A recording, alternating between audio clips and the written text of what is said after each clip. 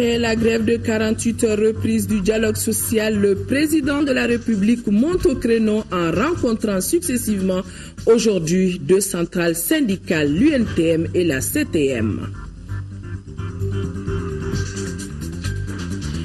L'actualité en France aujourd'hui, c'est la démission du gouvernement. Manuel Valls, qui a été reconduit, fera connaître demain la composition du nouveau. En plus du ministre de l'économie, deux autres ministres ont déjà fait voir leur intention de ne plus y figurer.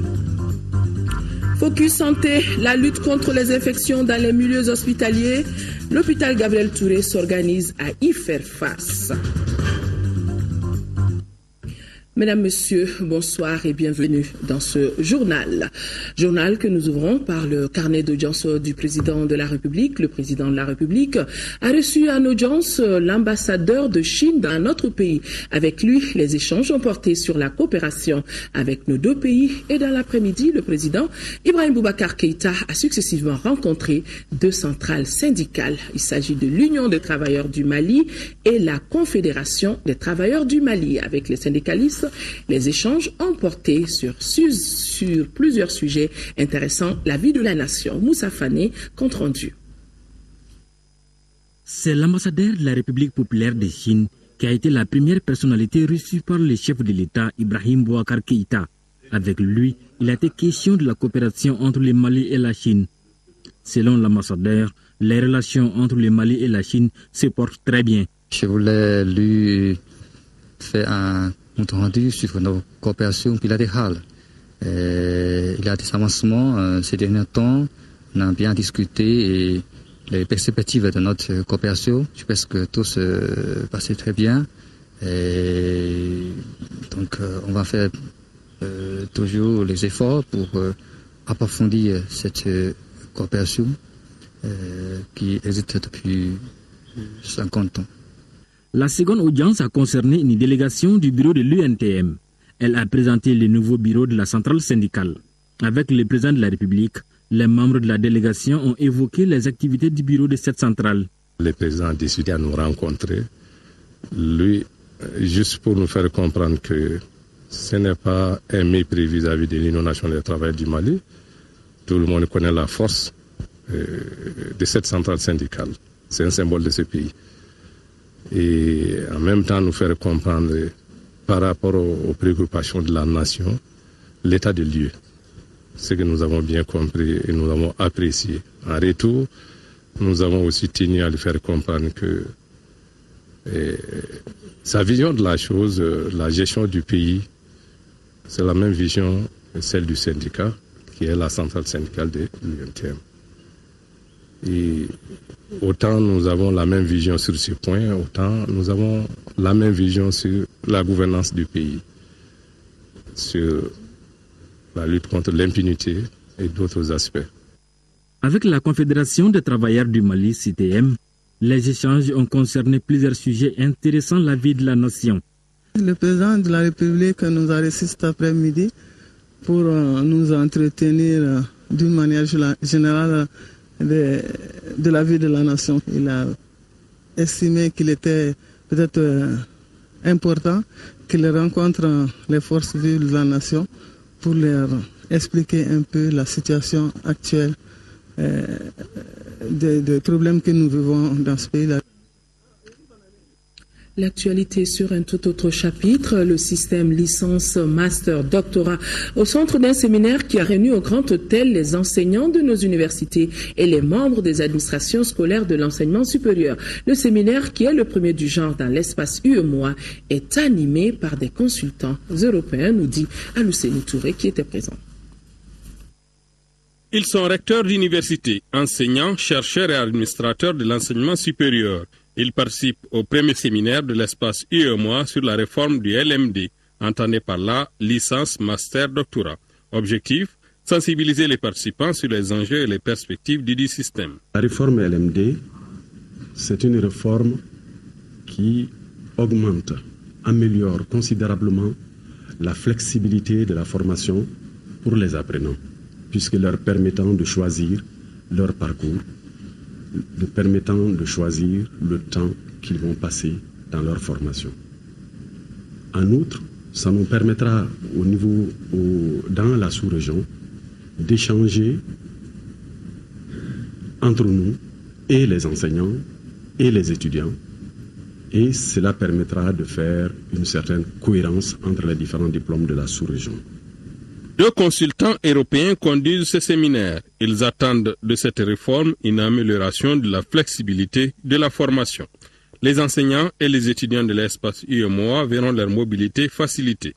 Nous avons articulé notre séminaire en 6 moments, un moment de départ plus introductif, un moment de synthèse et 4 demi-journées thématiques autour des thèmes habituels du LMD, c'est-à-dire apprendre autrement, enseigner, évaluer autrement, la thématique de la professionnalisation et toute la thématique de la gestion et du pilotage du système. Les participants jeteront un regard croisé sur l'enseignement supérieur et en tireront toutes les leçons utiles.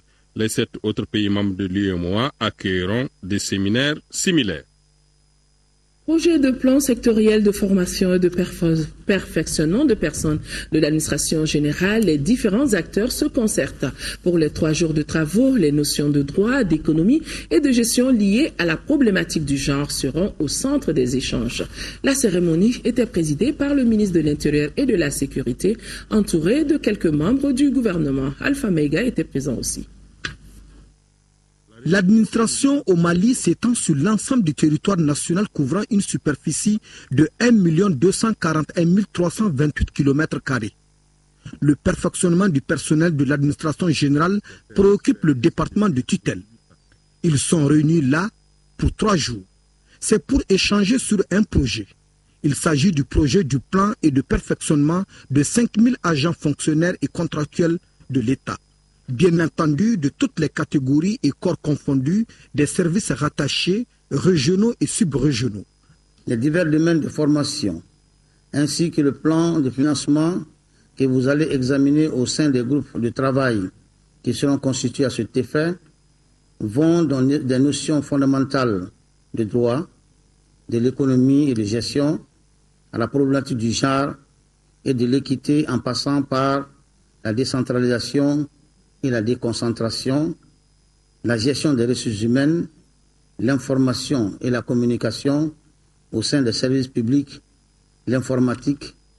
Un tel projet ne peut aller sans l'accompagnement des partenaires techniques et financiers. Une préoccupation qui, pour eux, vient à point. À l'instar sûrement des autres partenaires techniques et financiers, nous serons très attentifs aux produits de ces travaux afin de pouvoir accompagner le Mali dans la formation, le renforcement de capacité de ces cadres, de ces agents, en particulier dans le secteur de l'administration générale, qui est un secteur clé pour une bonne gouvernance territoriale. Le projet de plan dont il est question s'inscrit dans le cadre de la mise en œuvre de la 5e composante du programme de développement institutionnel. Il est intitulé tout simplement « Renforcement des ressources humaines et de son plan opérationnel ». Coopération Mali-Chine, elle se porte bien. Le ministère de la Santé et de l'Hygiène publique vient de recevoir du matériel de protection contre la contagion du virus Ebola pour les agents de surveillance sanitaire aux frontières des pays voisins affectés. Le matériel d'une valeur de 40 millions est offert par une entreprise de fabrication de produits pharmaceutiques à travers l'ambassade de Chine dans notre pays. Adama Koulibaly. Le matériel est composé de thermomètres infrarouges, des tentes militaires et des vêtements médicaux. Le geste est fait par une société chinoise de fabrication de produits pharmaceutiques dénommée Innova, et cela à travers l'ambassade de Chine au Mali. La Chine suit de très près l'expansion de l'épidémie Ebola en Afrique de l'Ouest. L'entreprise chinoise Innova prend l'initiative de donner 40 millions de francs CFA de matériel au gouvernement malien pour soutenir le ministère de la Santé dans ses efforts de prévention contre la fièvre Ebola. Le geste est fortement apprécié par le ministre en charge de la Santé. Au regard du caractère très contagieux du virus, la proximité géographique du foyer endémique et l'intensité des échanges socio-économiques, la propagation de la maladie est redoutée au Mali. C'est la raison pour laquelle l'OMS, les États membres et les partenaires ont organisé les 2 et 3 juillet 2014 une réunion d'urgence sur la meilleure manière d'interrompre la transmission du virus en Afrique de l'Ouest. M. Ousmane Koné apaise les esprits des Maliens avec l'annonce que les précautions sont prises par les services sanitaires aux frontières des pays limitrophes affectés par la maladie. Le ministre a rappelé le nombre de personnes touchées par le virus Ebola, 2000 infectés et plus de 1000 morts en Guinée et au Libéria. Le ministre des Affaires religieuses et du culte a rencontré cet après-midi les auditeurs et imams du premier contingent en formation au Maroc qui sont en fin de séjour au Mali. Avant de s'envoler ce soir pour Rabat, les imams ont reçu encore des conseils du département de tutelle pour un meilleur suivi. Reportage Ibrahima Atchokari. Fin de vacances pour les 106 auditeurs imams premier contingent du programme de formation des 500 imams initié par le roi Mohamed VI. Ils rentrent à Rabat pour achever leur cycle de formation. Avant leur départ, ils sont venus prendre conseil auprès du ministre des Affaires religieuses et du culte. À leur adresse, j'ai apporté le message du président de la République, El Hadji Ibrahim Boubacar Keïta. Ce message, il est d'abord pour leur exprimer toute sa satisfaction de cette année scolaire écoulée et au regard de ce qu'il a vu pendant son passage à Rabat. Alors, mais au-delà de cela, c'est aussi un message pour les appeler à plus d'ardeur au travail. Au-delà de cela, leur dire de transmettre en Sa Majesté Mohamed VI, l'Amir El Mouminiou, toute la reconnaissance du peuple malien. Les auditeurs ont mis à profit leurs vacances pour méditer sur les insuffisances constatées lors de la première année. Toutes choses qui seront corrigées au cours de cette nouvelle année scolaire. Un deuxième contingent rejoindra le Maroc dans les semaines à venir. Avant de se quitter, le ministre des Affaires religieuses et du culte et ses hôtes ont prié pour un Mali réconcilié et pour un Mali de paix. L'actualité en France, je vous le disais, c'est la démission du gouvernement. François Hollande a aussitôt renouvelé sa confiance à Manuel Valls pour la composition du nouveau. Au plus tard demain, cette démission est intervenue suite des propos tenus, des propos très violents du ministre de l'économie envers l'exécutif.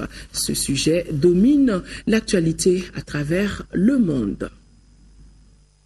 En France, Manuel Valls dévoilera mardi la composition du nouveau gouvernement après l'annonce de la démission de son équipe, un remaniement provoqué par les récentes déclarations du ministre de l'économie. Lors d'une fête socialiste, Arnaud Montebourg a ouvertement critiqué la politique économique de François Hollande, ras-le-bol partagé par le ministre de l'Éducation, Benoît Hamon. Voilà, donc vous l'aurez appris, et déjà Benoît Hamon et Madame le ministre Filiveté ont déjà fait savoir leur intention de ne plus figurer dans le gouvernement de Manuel Valls. Retour à l'actualité, nous retrouvons l'actualité nationale à l'instar des autres localités du Mali. La région de Sikasso connaît des problèmes liés au foncier. Tenez-vous bien, certaines parcelles réservées pour les logements sociaux ont été tout simplement morcelées et vendues à des gens. Une seule parcelle peut appartenir à 4 personnes. Suivons ce reportage de nos envoyés spéciaux à Sikasso, Daouda Sidiki Diarra et Mamadi Sidibé. Dans la région de Sikasso, d'énormes progrès avaient été enregistrés dans le cadre de la sensibilisation des populations par rapport à l'autorisation de construire, ce qui les avait encouragés à respecter les textes régissant le foncier au Mali. Mais aujourd'hui, tel n'est plus le cas, chacun agit et se considère propriétaire des terres. Nous assistons et nous rencontrons d'énormes problèmes quant à la gestion foncière. Cela se traduit par des occupations illicites, par des envahissements de terrain, par même des menaces proférées. À Koutiala, on assiste à des lotissements anarchiques à travers le morcellement de la zone industrielle effectué par certaines agences immobilières, à en croire les services techniques. Quand tu vends une parcelle à quelqu'un, il paye son argent. Les agences se permettent de lever une attestation comme quoi il est propriétaire de telle parcelle dans telle localité avec tel numéro et choses, mais ça ne donne aucun droit à ce bénéficiaire-là d'occuper la parcelle. Une partie des 15 hectares réservés aux logements sociaux de cette ville a été occupée. Ici, les servitudes du Marigot sont occupées par les habitats spontanés. Même constat à Sikasso, le site des logements sociaux, bien qu'étant délimité et balisé, a été morcelé et vendu. Cela malgré toutes les tentatives de dissuasion faites par les services techniques de la place. La solution que nous envisageons, et notre approche le demande, c'est cette mise en commun-là, et autour des différents préfets, avoir des comités de suivi sur les questions d'urbanisme et d'habitat qui intègrent forcément dans une approche synergique les questions domaniales foncières, électricité, eau, etc. Compte tenu de l'absence d'architectes dans ces villes, le propriétaire d'un terrain se trouvant dans les normes est obligé d'attendre pendant des mois pour pouvoir entamer ses travaux. En 5e région, le ministre du Développement rural a exhorte de vive voix les entreprises et le programme de développement de l'irrigation dans le bassin du Bani, et cela sur le chantier du seuil de Djenné à plus de rigueur afin de respecter les délais contractuels dans l'exécution des travaux de différentes composantes de ce grand ouvrage de développement. Nous retrouvons Jules Sambou Sissoko. De 5, en l'espace de 8 mois, le nombre de visites effectuées par le ministre du Développement rural sur le chantier du seuil de Djenné, cela témoigne du grand intérêt que le gouvernement accorde à ce futur instrument de développement multi-bailleur. Les travaux en cours sous l'impulsion du PDBS portent sur les voies d'accès, rive droite et gauche, de la route de Djenné au seuil, soit 7 km 400, exécutées à 55%. Et 5 poutres sont déjà sorties des eaux du fleuve Bani, mais pas seulement. La contrainte essentielle, c'était que les Coréens devaient apporter la partie, ce qu'on appelle le matériel hydromécanique. On s'est engagé donc devant le ministre à revoir donc le planning de façon à respecter le chronogramme global d'exécution donc du seuil. Après le seuil, il y a les aménagements de plaine, financés essentiellement par la BID. Donc il n'y a pas de problème majeur par rapport à ça, parce qu'on est aujourd'hui à plus de 80% d'état d'exécution, pour un délai de consommer d'environ 60%. Pour bien tenir le cap sur ce chantier, dont la mise en eau est prévue pour la fin de l'année 2016, le ministre traitant a livré un message sans équivoque. Nous avons été très clairs avec la coordination du PDBS. Notre responsabilité doit nous exiger de chacun d'entre nous le respect de sa parole donnée. Nous allons de nouveau nous retrousser les manches, travailler en rapport avec la coordination et vraiment donner la bonne information aux hautes autorités.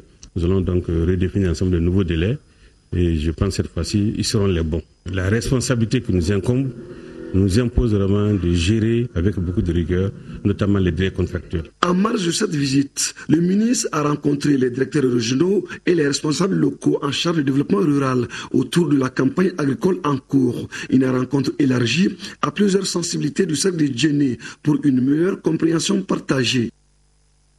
Nous sommes en 5e région, restons-y, justement, la transition est toute trouvée pour parler de cette campagne agricole 2014-2015, comme vient de le dire Jules Sambou Sissoko. Cette campagne affiche de bonnes perspectives malgré un démarrage difficile. Le taux de réalisation est de 100% pour les cultures sèches et 85% pour la riziculture. C'est le constat fait par une mission de supervision de la Direction nationale de l'agriculture qui vient de sillonner plusieurs zones agricoles de la région. Yacouba Meiga.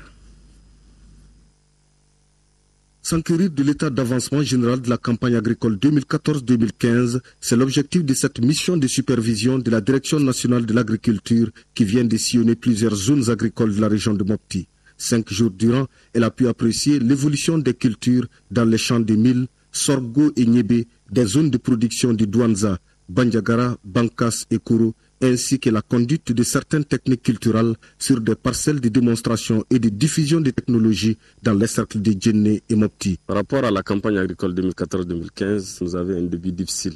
C'est pratiquement à partir de la 3e décade du mois de juillet qu'il y a eu l'installation effective au niveau de toute la région de la pluviométrie. Il y a des protocoles de collaboration aussi avec beaucoup de partenaires, dont l'IFDC, le CVC, le CRS sont en train d'appuyer la région par rapport aux nouvelles technologies. Le bon état végétatif des cultures, la satisfaction par rapport à l'évolution des conditions climatiques, à l'approvisionnement des intrants, à la gestion des subventions ou encore à la situation des nuisibles laissent présager une bonne campagne agricole en perspective. Les objectifs fixés ont été largement atteints, surtout dans les localités de Koro et de Bankas. Donc si les pluies continuaient comme nous venons de voir, la région va enregistrer vraiment une très bonne campagne agricole. Pour cette campagne agricole 2014-2015, la région de Mopti prévoit une production céréalière de 979 749 tonnes sur une superficie totale d'1 16 345 hectares.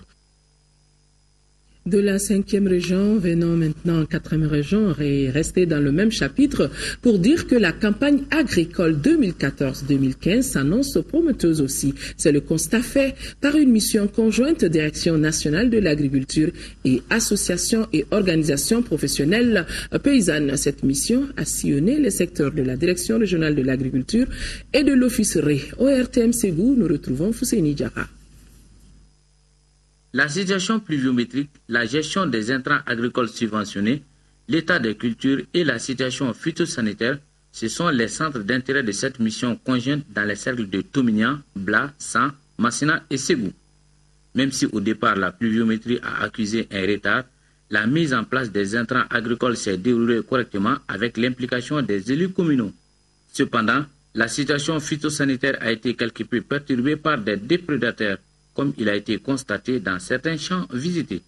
La campagne a démarré dans des conditions assez difficiles par rapport à la pluviométrie. Il faut qu'ils suivent le conseil des techniciens, parce que le paysan ne peut pas aller sans les techniciens. En les écoutant, vraiment, c'est ça qui peut augmenter notre rendement. De façon générale, l'état des cultures est bon et les travaux champêtres se poursuivent normalement. Par rapport à la campagne agricole, depuis Massinassi que nous avons vu jusqu'à Ségou ici, en tout cas, ça augure de bonnes impressions. Quand on regarde les prévisions, nous avons à peu près le riz qui a été réalisé à 80% des prévisions, les céréales à 98%, et nous avons le coton qui est à 95%. À l'issue des différentes rencontres avec les organisations paysannes, les chercheurs et l'encadrement, la mission conjointe a demandé aux uns et aux autres de persévérer dans l'effort pour que les subventions faites par l'État puissent permettre l'atteinte de l'autosuffisance alimentaire et l'amélioration du revenu des producteurs comme souhaité par les autorités. Décidément, le monde rural, le monde agricole occupe une grande place, une large place.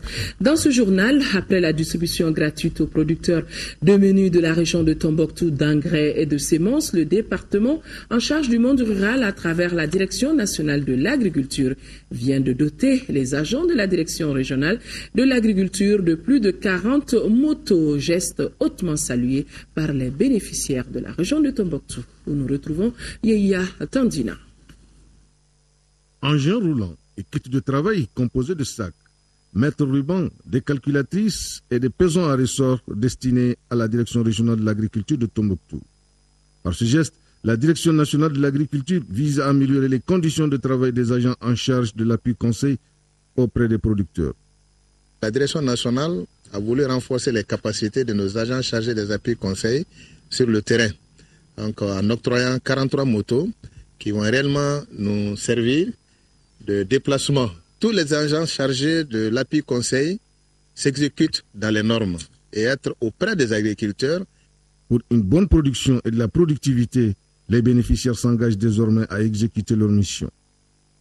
L'appui en moto et en kit vient améliorer nos compétences, nos capacités sur le terrain pour nos missions régaliennes. Ça nous permettra d'être plus proches des paysans. Nous ne pouvons que remercier la Direction nationale, le ministère de l'Agriculture et en même temps remercier le gouvernement pour cet appui. Ces motos de marque Royal, destinées généralement aux zones difficiles, à l'image de ces bénéficiaires qui ont pris la direction de Gundam. En route pour le retour volontaire des personnes déplacées des régions du Nord vivant dans le Kénédougou, le ministre de la Solidarité, de l'Action humanitaire et de la Reconstruction du Nord a donné le coup d'envoi du premier convoi de 6 bus à destination des régions de Mopti, Tombouctou, Gao et Kidal. C'était au stade municipal de Sikasso. Daouda Diakité a suivi ce départ. Elles sont plus d'une centaine de personnes déplacées du nord à Sikasso à se porter volontaires pour le retour au Bercail à l'image de Minatou, Walet et Kalol de Kidal après 2 ans de séjour dans le Kénédougou. Je suis à Sikasso depuis 2012. J'ai envie de retourner chez moi. Ainsi, en organisant cette opération de retour volontaire dans leurs localités respectives, les plus hautes autorités du pays répondent ainsi aux vœux exprimés par nos compatriotes contraintes de quitter leur terroir du fait de la crise de 2012. Depuis la libération de notre pays, de ces djihadistes, nous n'avons cessé, en collaboration avec les autorités régionales, de demander les moyens pour le retour des déplacés de Sikasso dans leurs localités respectives. Le premier responsable du département en charge de la solidarité, de l'action humanitaire et de la reconstruction du Nord, Amadou Konaté, tout en remerciant les autorités et les populations du Kénédougou pour leur hospitalité envers leurs frères, n'a pas manqué de rappeler ceci. En ce moment où notre pays s'est engagé dans le processus de la négociation et de pourparlers inclusifs avec l'ensemble des sensibilités et des fils du pays, de l'intérieur comme de l'extérieur, nous vous affirmons notre volonté indéfectible de tout mettre en œuvre pour vous garantir la quiétude. Occasion pour le HCR à travers le Conseil norvégien pour les réfugiés de remettre 100 kits de consommables aux plus vulnérables de Mopti, Tombouctou, Gao et Kidal. D'autres opérations de départ volontaire sont prévues dans les mois qui suivent. Inauguration du nouveau siège du Haut Conseil islamique de Caille. Le bâtiment, qui a coûté plus de 48 millions de francs CFA, se veut un centre multifonctionnel avec des salles de formation en informatique et en couture pour permettre aux fidèles, surtout aux femmes musulmanes, d'apprendre un métier. Le Haut Conseil islamique de Caille a mis cette occasion à profit pour présenter son plan d'action qui s'étend sur 5 ans. Chaka Konaté, qu'on retrouve depuis Caille. Bâti sur environ 500 mètres carrés et situé en face de la gare ferroviaire, le siège du Haut Conseil islamique de Caille qui vient d'être inauguré est composé d'une mosquée, du logement de l'imam, d'une infirmerie, d'une pharmacie, d'une direction et de 3 salles de classe. Celles-ci seront utilisées pour la formation en informatique et en coupe et couture. D'un coût de 48 millions de francs CFA financé par l'ONG Al-Farouk, ce bâtiment est un lieu de retrouvailles pour les musulmans. Ce siège, faut-il le rappeler, constitue non seulement un lieu sûr de dialogue, de compréhension de l'islam, pour sa propagation à travers les préceptes du Saint-Coran et de la sunna du prophète, paix et salut sur lui, mais aussi de développement socio-économique de notre région. Fédérer les musulmans de la région, c'est le principal objectif que le nouveau bureau du Haut Conseil islamique de Caille, mis en place en mars dernier, se fixe dans son plan d'action couvrant la période 2014-2018. C'est d'assurer l'interface entre les bureaux régionaux et les pouvoirs publics, d'une part.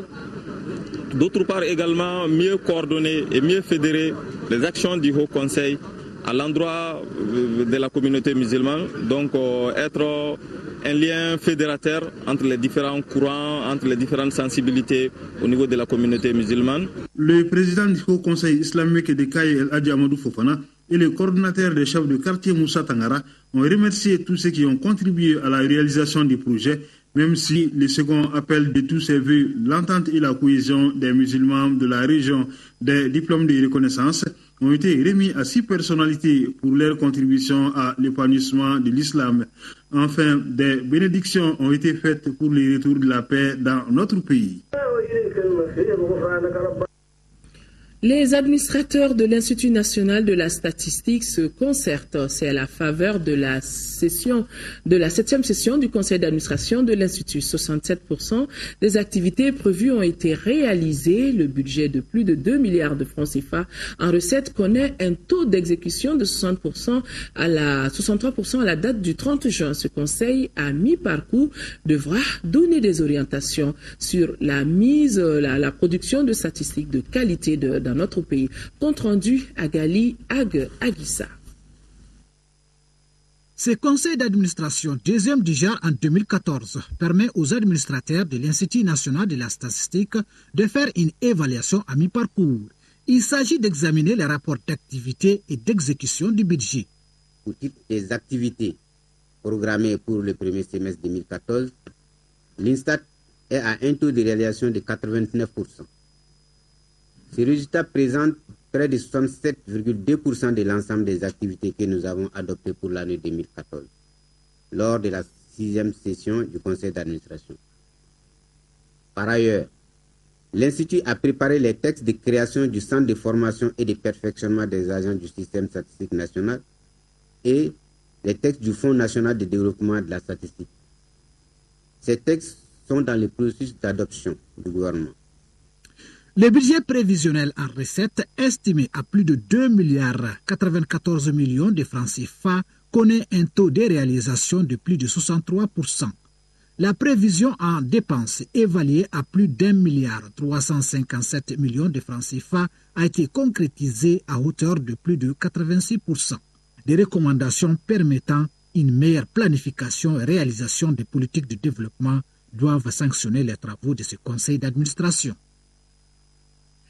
L'agence de communication Publifirst a animé une conférence de presse sur le salon international de Bazin. Les organisateurs de l'événement veulent ainsi valoriser ce tissu et faire sa promotion en vue d'une organisation saine de la chaîne de production du Bazin. L'événement va se dérouler dans notre pays courant septembre. Fatoumata Kone était présente à ce point de presse.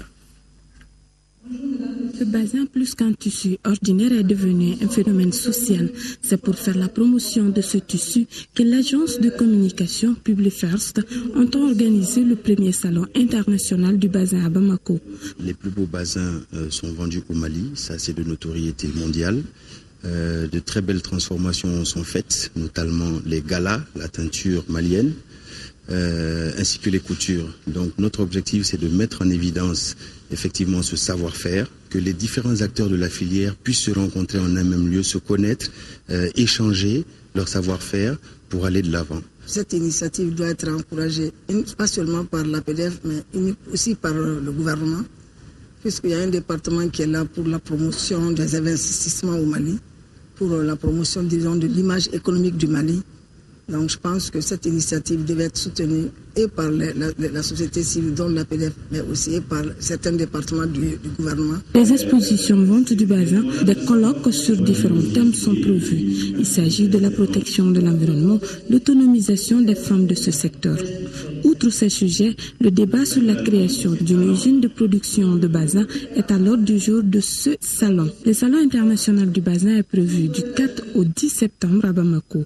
Plusieurs stylistes et teinturiers et partenaires venus du Burkina Faso, de la Côte d'Ivoire et de la Guinée-Conakry vont défiler dans notre pays. Réconciliation à Gao, la cellule syndicale de l'ORTM Gao a organisé un concert. Les agents de l'ORTM Gao ont ainsi joué leur partition dans la recherche de la paix et la cohésion sociale. Ensemble, les fils de Gao ont vibré au son, vous pouvez l'imaginer, au son de la guitare d'un fils de la cité des Askia. Son nom, c'est Baba Salah, qui signe ainsi son retour au Bercail après plus de 3 ans d'absence. Nous retrouvons Drissa Kone qui a vibré lui aussi au rythme de la guitare de Baba Salah. Ce concert dédié à la réconciliation a réuni à la Maison des Arts autorités administratives, forces armées et de sécurité et les différentes communautés de la cité des Askia. L'objectif est précis. L'objectif pour nous est de renforcer les actions du gouvernement en faveur de cette paix en faisant réunir en un seul lieu les communautés d'une même région afin qu'elles se côtoient en chantant et en dansant. Permettez-moi de remercier la cellule syndicale de l'ERTM Gao pour cette initiative d'accompagnement du gouvernement malien dans son processus de dialogue et de réconciliation nationale à travers cette soirée culturelle dénommée Concert de la réconciliation. Aujourd'hui à Gao, le maître mot est le développement et cela ne peut se réaliser que dans l'entente et la compréhension mutuelle. Ces différents thèmes ont été développés dans des chansons comme Boré, Oumeissa, Dangué, Maliba, Mali Moussou et Abidini, guitare tamashek et la liste est longue. Durant plus de 3 heures, les spectateurs avaient le choix entre les déhanchements des danseuses et les sonorités des guitares, du tamani et du djembé. Riches en couleurs, tous les ingrédients étaient réunis pour se recréer dans une ambiance époustouflante. Le Mali a passé par un niveau très difficile, par cette guerre. On doit se réconcilier. Après la crise, on n'a jamais eu un concert comme cela aussi. C'est merveilleux de la part de l'ORTM quand même. La participation massive de la population confirme que la culture en général et la musique en particulier reste un facteur de cohésion sociale. Baba Salah Cissé signe ainsi son retour au Bercail et de la plus belle manière. Cette soirée de la réconciliation a eu l'accompagnement de la Banque Atlantique, Quincaillerie Cissé, boutique et alimentation Chiwara Plus, Nour Transport et l'école des infirmiers de Gao. Les Gawa en fête. Nous sommes lundi, page Focus Santé de ce journal, lutte contre les infections en milieu hospitalier. L'équipe de Focus Santé a assisté la semaine dernière à la désinfection du principal bloc opératoire du service d'accueil des urgences de l'hôpital Gabriel Touré.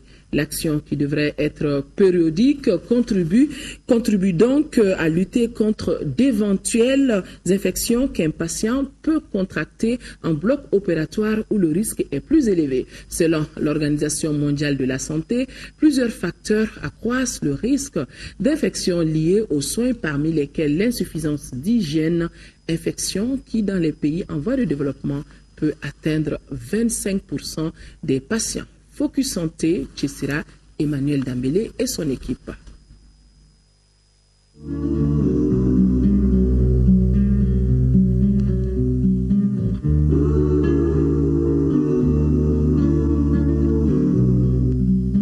Principal bloc opératoire du service d'accueil des urgences de l'hôpital Gabriel Touré. 3 agents techniques d'une société de haute désinfection se partagent les tâches. L'un désinfecte les petits objets, les 2 autres s'occupent du gros matériel du bloc, enduisent les murs de produits désinfectants avant de les nettoyer à la lingette.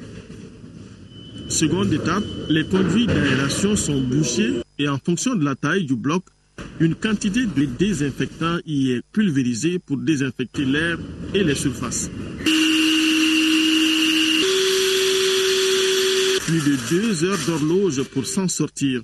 Tout d'abord, nous avons effectué ce qu'on appelle un bio-nettoyage, c'est-à-dire un nettoyage pour retirer tout ce qui est particules, grosses poussières, salissures. Et ensuite, nous avons effectué ce qu'on appelle une DSVR, désinfection de surface par voie aérienne. On utilise l'air comme mode de diffusion pour injecter un produit justement dans le bloc opératoire pour faire une désinfection plus appropriée et une haute désinfection du bloc opératoire. L'avantage de cette technique, c'est qu'étant donné que l'air est présent dans toutes les pièces, ça permet d'avoir une uniformité du produit, de le diffuser partout sur les surfaces et sur les espaces qu'on a envie de traiter. Ce bio-nettoyage vient en appoint au moyen de l'hôpital pour améliorer l'hygiène dans les blocs opératoires où les risques d'infection sont plus élevés. En se rendant à l'hôpital, que l'on soit patient, accompagnateur ou soignant, on est exposé à un risque infectieux. Dans cet environnement qui s'y prête fortement, l'hôte et l'agent pathogène font le reste. Selon l'Organisation mondiale de la santé, dans certains pays en développement, la proportion de patients souffrant d'une infection consécutive aux soins de santé peut dépasser 25%. La désinfection, elle est capitale. Si on ne la fait pas, on fait courir aux patients ce qu'on appelle les infections acquises à l'hôpital. Et ces infections acquises à l'hôpital sont très graves. Elles sont totalement, en termes de gravité, non comparables à une infection qu'on va avoir à la maison.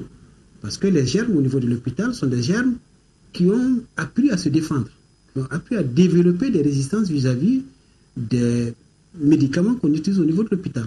Les désinfections doivent être accompagnées de mesures pérennes. Et pour le directeur général adjoint, l'hygiène se place avant, pendant et après de pareils types d'activités. L'hygiène est un comportement, l'hygiène est un état d'esprit, l'hygiène c'est des moyens individuels et des moyens collectifs pour préserver et améliorer la santé. Donc pour améliorer l'hygiène au sein des établissements hospitaliers, cela passe par une information et une sensibilisation de l'ensemble des usagers de l'hôpital, des professionnels qui travaillent au sein de l'hôpital, des gestionnaires qui ont en charge de faire fonctionner les établissements hospitaliers. Mais les activités de cette société d'hygiène vont au-delà de cette désinfection. Elles peuvent concerner non seulement le traitement des odeurs, de l'air et les répulsifs pour moustiques, mais aussi la désinfection des laboratoires et des endroits publics comme les aéroports, les bureaux, les écoles, les hôtels et même les chaînes agroalimentaires où les lieux et les moyens de production doivent toujours être désinfectés.